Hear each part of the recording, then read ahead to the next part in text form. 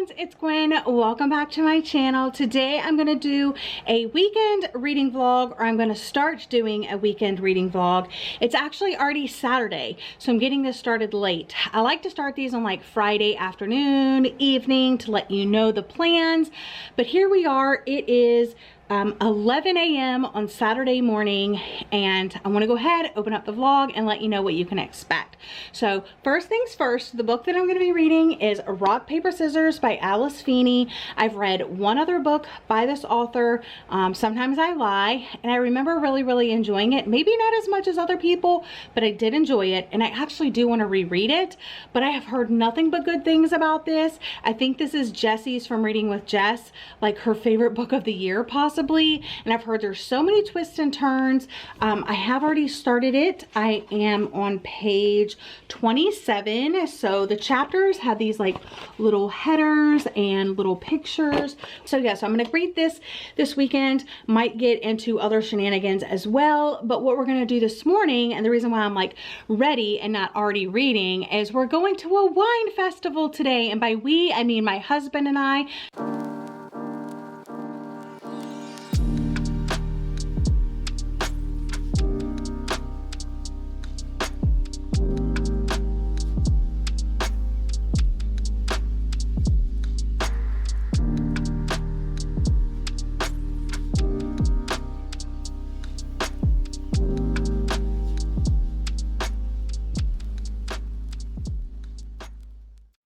I wanted to give you guys a reading update on Rock, Paper, Scissors. If you don't know anything about what it is or the synopsis or anything, it's a thriller novel written about a married couple that seems to be having some problems in their relationship. So you have Amelia and you have Adam, and at the start of the novel they are traveling to this church. It's like a getaway, and hopefully this getaway will bring them closer together and like mend the problems that they're having. But it doesn't look like that's gonna happen, because just the way that each chapter is written, also short chapters, there's kind of like three different parts going on.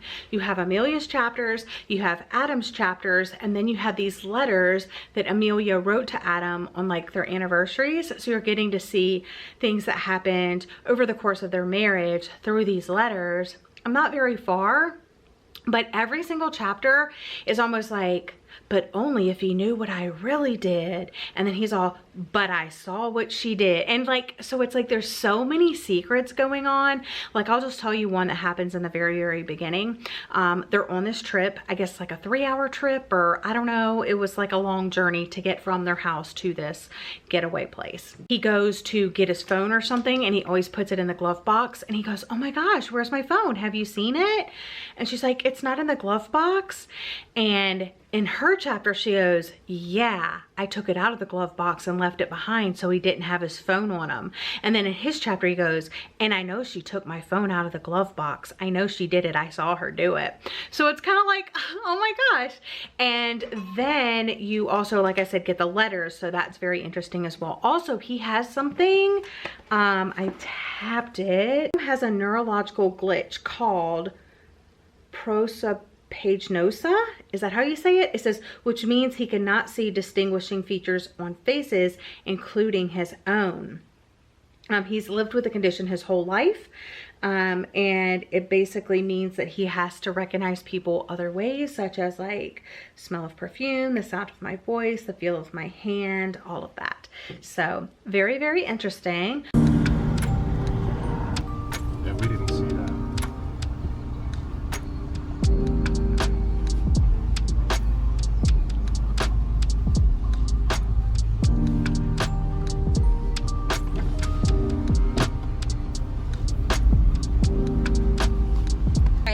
Bit of good news, bad news. So we did not pre-order our tickets, and the wine festival sold out. I bet because it was closed last year and everybody was really excited to go. So instead, we're going to Jason's Deli, one of my all-time favorite restaurants, for lunch. Say for yourself.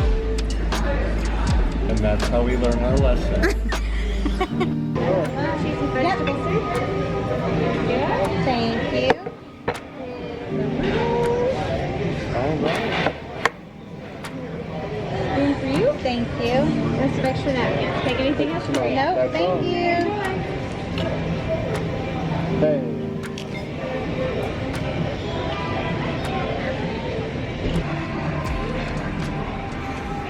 right, friends, quick update in case you missed it.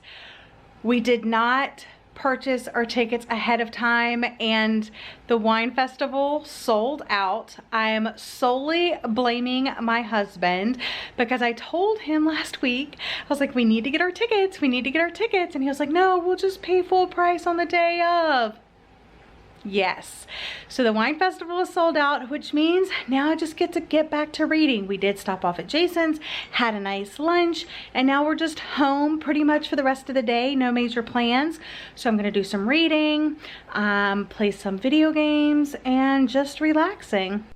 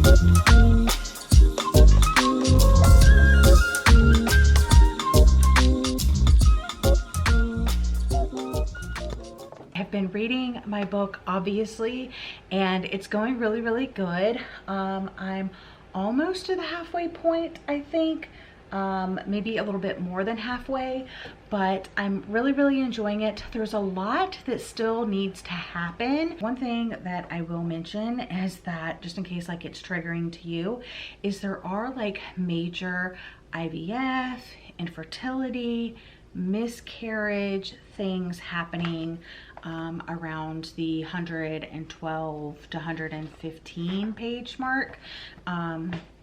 Really sad stuff, obviously, but it does explain a little bit about Amelia's character. Yeah, so they don't have kids, but there's lots to explain. Sometimes things are explained right away in like the alternate chapter, and there's still just like lots of mysterious undertones. A little update, I finished Rock, Paper, Scissors by Alice Feeney. Really enjoyed it. I'm rating this story 4 out of 5 stars.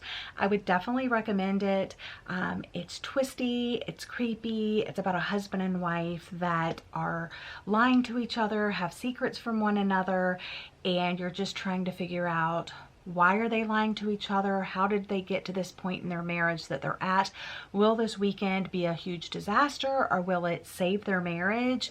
And I really liked it. The only drawback that I found is that there is something that happens about 40 to 50 pages from the end of the novel, and to me that was like a big moment in the story. However, there were 40 to 50 pages left that I had to continue reading and continue finding everything out, which is important to the story, but it was crowding my mind with all of these other details instead of letting me like stew on what I just read, which is what I really wanted. So 4 out of 5 stars from this one. Highly recommend you pick it up if you're interested. Next up, I am going to read Her Last Word by Mary Burton, which is actually a book that I previously checked out from the library, returned without reading, and purchased a copy of. So now that's here, and this one is an unsolved crime, pits a desperate woman against a relentless killer. And good morning, friends. Happy Sunday. I did start this book last night before bed, but I only read 28 pages, so not very far at all. Hoping to actually finish this book today, so I'm going to have to set aside some major reading time today. Luckily, I got all of my work stuff out of the way. I posted a new Instagram picture on my podcast Instagram, where we have a new episode, or I should say I have a new episode coming out tomorrow, all about horror book recommendations, and my friend Marcy from Marcy Reads is a guest on that episode. We had a lot of fun chatting horror. It was our first time like doing something just her and I just had the best time hanging out with her. Our energy is a lot the same, but she's like my horror queen. She's very much more knowledgeable about horror than I am. And we talk about the genre, the subgenres, and just like horror. And I gave some recommendations. She gave recommendations. We did basically together between the two of us 20 horror book recommendations. Hers are very much like lesser known titles, some indie published stuff. All of that. I am so excited for you guys to listen to that episode. It is a really, really good one. I also had to finish up some notes in my outline for Final Girls Support Group by Grady Hendrix book discussion, because I am actually recording that episode with Jessie from Reading with Jess tomorrow. And we basically, for the discussions, there's like questions that we always answer. Characters, writing, plot, pacing, you know, all of that. And I definitely wanted to make sure I had all of my thoughts in order. I pick a signature cocktail, which is a lot of fun. And there's a few fun questions thrown in there as well. So that will go up on October 25th, and I'm so excited about that episode, even though I haven't recorded it yet. I'm gonna go play some EverQuest with my husband, and then I'm going to read this book today. That is my hope.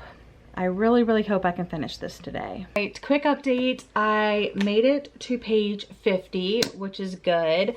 My husband just ran out to get us breakfast. We love getting breakfast like on Sunday mornings from this restaurant that's like right around the block called Metro Diner. I always get the croissant French toast, hash browns, eggs over hard. It's gonna be delicious. So he just went to go pick that up.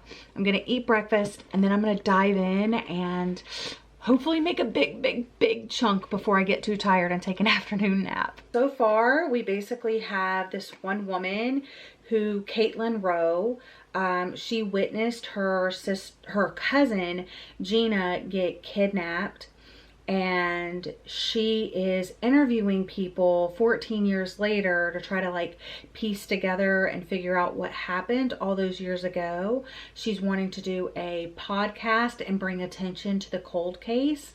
In the beginning of the novel, we see this person kill one of the people that was supposed to attend, one of the people that Caitlin interviewed, but was supposed to attend this like talk or something like that.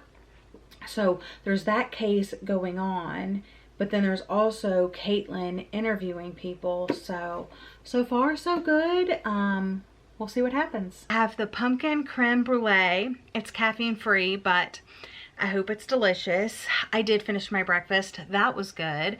I saved the French toast part because I had a biscuit over hard eggs and hash browns, so I ate that for like my breakfast, and early dinner, late lunch will be the French toast part. But I am on chapter 6. I am on page 237, so I'm in the home stretch for sure. And to be completely honest, I'm not really enjoying it. The podcast elements aren't produced, and they're not it's like the beginnings of a podcast. She's doing interviews with people and stuff like that, but she hasn't like made the podcast yet. So that was a little misleading. But I'll see what ends up happening in the end. There's so many characters. There's the girls, there's the guys that they all went to school together. There's like these 3 guys, and then there's the girls that were there the night that thing happened with Gina. I don't know, it's just a little convoluted. There's like detectives, and there's husbands, and I don't know, it's kind of all over the place. But I would say that if you enjoyed Long Bright River by Liz Moore, then you would probably like this as well. Even though in Long Bright River, the main character is a detective searching for her sister, in this one, the main character, Caitlin, is just the cousin of the person that went missing. She's still interviewing people. She's still doing, like, you know, amateur sleuth hour. I finished Her Last Word by Mary Burton, and I didn't like it. I think I'm gonna give it 2 stars. The investigation was all over the place. I am interested in picking up another Mary Burton book just to see how I like it compared to this one. There was this romance between the main detective and what was her name again, Caitlin, and they just kind of started, like, he seemed very protective of her from the very beginning, and then like towards the end there was this like random sex scene that was just like totally out of the blue and not in the same, I don't know, it just didn't fit. I don't even know why it was added. It's weird because the whole story is centered around finding out what happened to Gina. And that at the very end took a back seat to like another subplot. And then they just kind of, oh yeah, this is what happened to Gina. And you're like, I thought that was the whole point of the book. So I don't know. This is a no for me. So I would skip this one, but I did really enjoy Rock, Paper, Scissors by Alice Feeney. These are the 2 books that I was able to read this weekend. That's all for today's video. Thank you so much for watching. Let me know if you have read Rock, Paper, Scissors. If you want to pick it up, I definitely recommend. And if you've read any Mary Burton and have any recommendations, let me know that as well. But I'll see you guys again in another video very soon. Bye.